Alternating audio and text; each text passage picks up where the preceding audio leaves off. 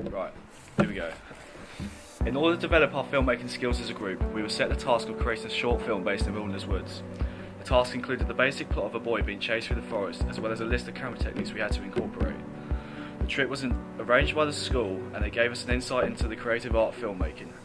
The purpose of the trip was to learn and experiment with cinematic conventions to construct a horror-style film. The day was an opportunity for everyone to try out various types of equipment, which opened up the way we thought about filming. Things like the jib and track could be used in multiple ways to achieve a professional-looking film. Overall, the trip was very useful and we learnt a lot from the day. Key things like time management weren't very successful, and the trip helped us realise we really need to work on being more organised and focused as a group. Right, is it recording? Yeah. It then came to our preliminary task. The idea was to plan and shoot a short film which had to include a conversation using the 180-degree rule, a continuous line of action, and a sequence of shots showing someone opening the door. Sounds basic, but it proved harder than it sounds. We didn't take long to come up with something to film, the truth being we were going to improvise and come up with ideas along the way, so after a short discussion we got to work on filming. Unfortunately, I was left with the role of acting. Not my strongest point, to be honest. However, I decided to take one of the team and just roll my inadequate acting skills. The main focus was to make a short film that looked like a continuous line of action, as well as a conversation that appeared natural and unstaged. This was the hardest part, as any set-up conversation is hard to perform and get right, and it did take us numerous takes. We believe we used our knowledge about filmmaking to its best. It may not be the most exciting or thrilling short film you've ever seen, but it does demonstrate all the different techniques we were asked to use.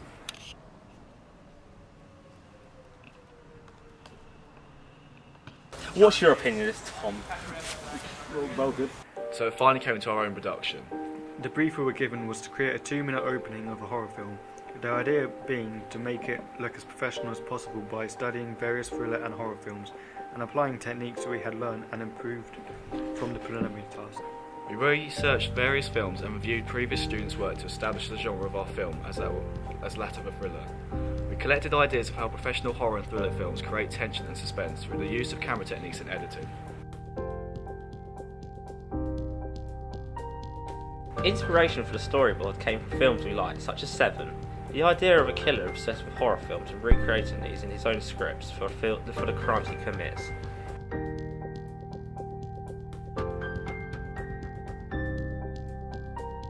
Having discussed the plot, we made an animatic to give us the basic idea of the film we wanted to create. This helps us to get an overview of our requirements with regard to actors, locations and even props. Having taken the decision to not include dialogue, we settled on the use of a montage scene as the majority of our opening sequence. This would allow us to easily incorporate the titles required while still creating interest and build suspense for our audience. We could use this time to begin to illustrate the character of our perpetrator. We scouted various locations and took some test footage to understand how we could create a scene of the victim being followed.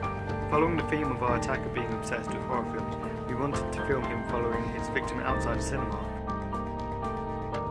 This space, however, didn't provide the suspense we wanted. We tried out the track using different lighting and camera angles to capture walking and deciding that a more enclosed space, an alleyway, created more tension and fear. The use of the attic as the killer's lair was to portray a lonely, disconnected and dysfunctional character. Considerable time went into creating the set and collecting props. Taking a lot of test footage of props and locations from various angles with different lighting effects allowed for more choice when editing and creating final scenes. This, together with a basic run for using my brother, helped to decide basic animatic to build on the visions we had before calling in the actors. By the day of filming with actors, we were pretty prepared and confident we knew what we were doing. Our first priority was to get all the footage planned outside filmed before it got dark, as we found the footage turned out darker than expected. After filming outside, we moved to the attic where we filmed the rest of our opening. Our first shot in our opening was the most important and took the longest to get right.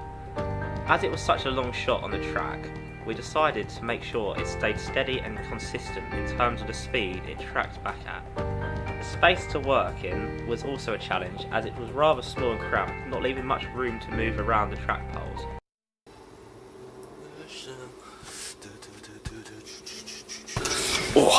From previous experience at Wilderness Woods, using the track, we learnt that anything filmed on the track looked best at a more slower speed.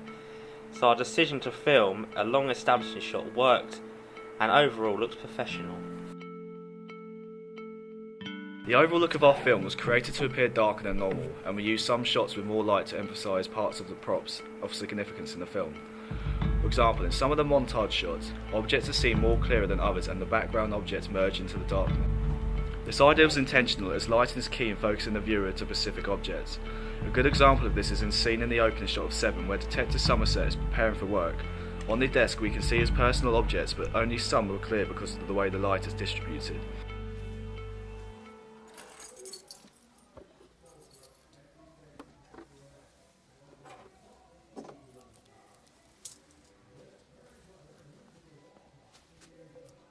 We aim to reconstruct this because it shows how the character has some hidden secrets in his life and adds to the overall mystery.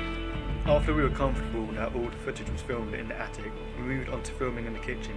The first task was to make sure a clear binary opposition was displayed between our victim and our killer. She needed to be portrayed as well organised and clean. This was achieved by clearing the kitchen of everything except the few essential props required, which made the shot less cluttered. Unlike the killer's lair, we made her home appear streamlined and contemporary, once again enforcing the binary opposition between these two characters. The use of the track in the kitchen obtained a clear shot following Ava into her house.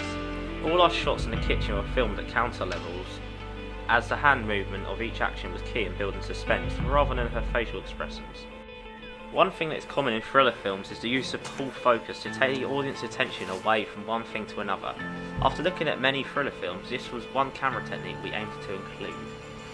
So it came to the editing process, possibly one of the most time-consuming parts of production. We started by making a few rough cuts where we just dumped footage in an order, just to see what everything looked like, and to make sure we had enough clips to work with. Secondly, some tidying up was done, and positioning transitions and cuts with the soundtrack. The montage section took the longest as it was key we got it right.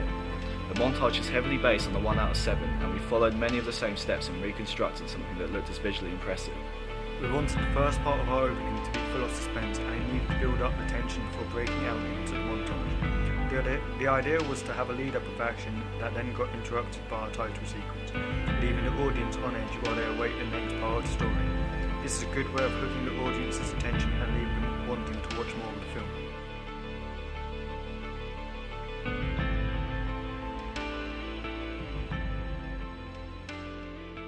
We felt overall the montage section was one of the strongest aspects in our opening sequence.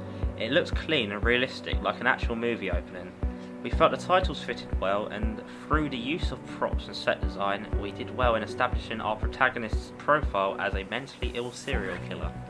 So as a conclusion to what we have learned over the process of our course, we feel we have progressed considerably as media students. The way we use various camera techniques and angles in a successful way to create a film has vastly improved. From going from a day trip to Wilderness Woods where we created a short film with really not much experience, you can see the way we have developed and built on our knowledge of filmmaking as individuals and as a group. The preliminary tasks taught us the way action and speech is captured in a film through a few certain rules such as the 180-degree rule, and the editing techniques such as creating continuity editing. We felt our film met the criteria well and met expectation of what was required. We used our progression of knowledge to its full ability, and we produced something which incorporated many features of Hollywood horror films.